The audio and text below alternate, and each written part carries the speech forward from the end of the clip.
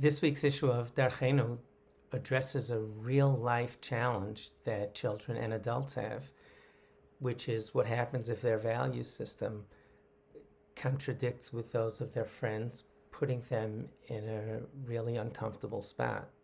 I think there's a pragmatic approach that I found very refreshing, talking about strategies. Maybe we can even go further and perhaps offer to study with them or offer to share your notes. This way you're not cheating, but you're actually giving them some tangible benefit. I love the idea of the values board, and I think it's important that families do talk about it.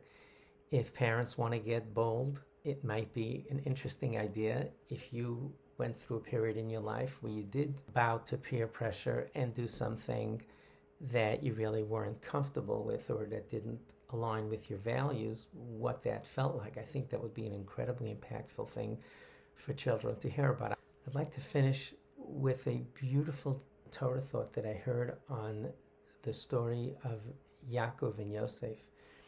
Yosef was tempted by the wife of Potiphar. According to some of our commentaries, he was very close to sinning. It says that he saw Dumus Diyuknoi Shel Aviv. He saw his father's image. That means, we would understand the collective teachings of his father, and that held him back from sin. I saw an alternative interpretation that was so meaningful to me, that he saw Dumus Diyuknoi. He saw his image through his father's eyes.